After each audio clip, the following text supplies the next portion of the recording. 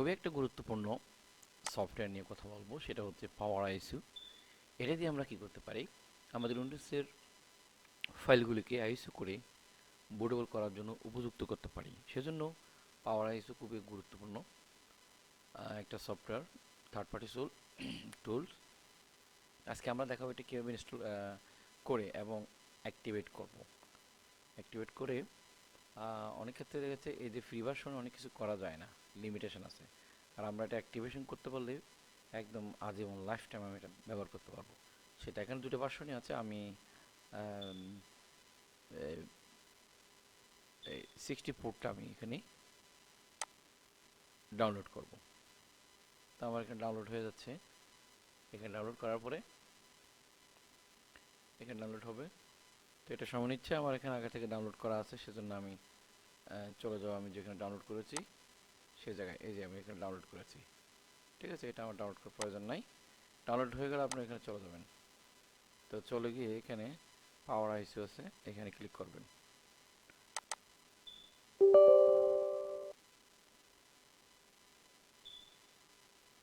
তো এখানে ক্লিক করার পরে এটা আস্তে আস্তে সেট আপ হবে, তারপর ইনস্টল করবেন।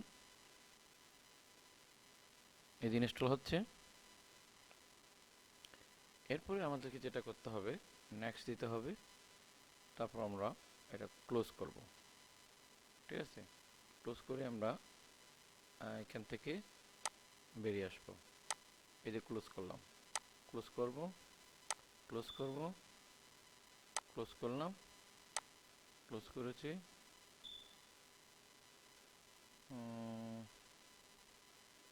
ঠিক আছে, আমরা এটা ক্লোজ করে দিই।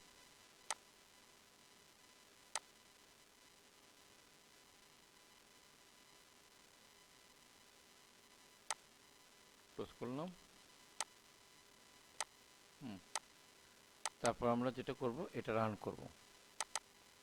হ্যাঁ, প্রোগ্রামটা রান করি। অ্যাপ্লিকেশনটা রান করার পরে আসলো। এখানে আমরা যে কাজটা করব, এটা বলা হচ্ছে এখানে এন্টার রেজিস্ট্রেশন কোড। এখন এন্টার রেজিস্ট্রেশন কোড আমরা কোথায় পাবেন? এখানে নাই, অথবা ট্রায়াল করেন। তা আমি এখানে এন্টার কিছু কোড রাখছি, সেটা আমি এখানে দিয়ে দিব, এবং আমার ভিডিও ডেসক্রিপশনে আপনারা পেয়ে যাবেন। এটা অ্যাক্টিভেট করার জন্য আমরা সহজ হবে। এই যে রেজিস্ট্রেশন দিলাম, এখানে আমি চলে যাব। আমি যে এখানে আমার ফাইলগুলো রেখেছি,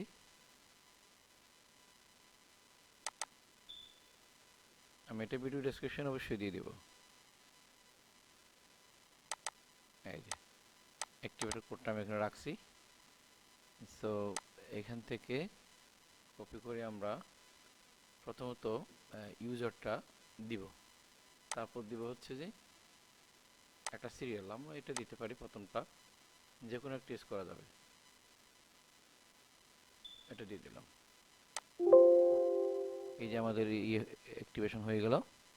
এতক্ষণ ছিল যে পাওয়ার ট্রায়াল কপি, হ্যাঁ, এটা দেওয়ার পরে চলে আসবে একদম ফ্রি ভার্সন। এই যেখানে আর নাই, ট্রায়াল কপিটা আর আসছে, এখানে নাই। তো এভাবে আপনারা প্রথমত এটাকে অ্যাক্টিভেট করবেন। দ্বিতীয়ত এবার হচ্ছে কিভাবে আমরা একটা আইএসও ইমেজ তৈরি করব। আর সেজন্য আমরা চলে যাব হচ্ছে আমাদের ফাইলটা কোথায় আমরা রাখছি সেখানে যাব। সাপোজ আমার এখানে ফাইল আছে এটা। এটা আমি কি করব, রাইট মাউস ক্লিক করে ধরে এদিকে আসবো। এদিকে এসে অ্যাড ফাইলে ক্লিক করব। তো অ্যাড ফাইলে ক্লিক করে আমার এখানে চলে আসছে। সো আমি এটা কোথায় রাখতে চাই, এটা আমি সফটওয়্যার এখানে উইন্ডোজ 10 আইএসও এখানে আমি এটা রাখবো। তো আমাদের এখানে ফাইল ফরম্যাটটা কেমন হবে, ফাইল ফরম্যাটটা আমি আইসিএমএস দিলাম, ওকে দিয়ে দিব। আমার এটা ফাইল কপি হচ্ছে, কপি হয়ে গিয়ে সম্পূর্ণ একটা আইএসও ফাইল হয়ে যাবে। এরকম আমাদের অনেক সময় উইন্ডোজের আইএসও ফাইল ডাউনলোড করতে হয় বা করে রাখতে হয়। তাহলে কিভাবে আমরা রাখবো বা করে রাখা যায় সিডি থেকে, সেটা হচ্ছে এই প্রক্রিয়ায়। আর এই প্রক্রিয়ায় করলে আমরা পেন ড্রাইভ দিয়ে বুটেবল করে এটাকে আমরা যে কোনো কম্পিউটারে রান করতে পারবো। সো এই প্রসেসে আমরা চাইলে আহ, একটা আইসি ফাইল তৈরি করা যায় এবং ফ্রি ভার্সন থেকে অ্যাক্টিভেট করে আমরা ফুল ভার্সন করতে পারি। প্রায় শেষের দিকে ফাইল কপি এবং সেভ হচ্ছে শেষের দিকে। তারপর আমরা দেখব এটা কেমন হয়েছে সেটা।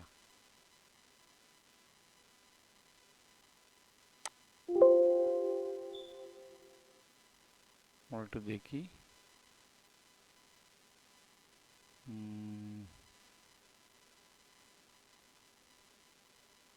বা কোথায় কি হয়েছে। আমরা এখানে রাখছিলাম, মোট কথা এই প্রসেসেই কিন্তু ট্রাই করলে হয়ে যাবে আর কি।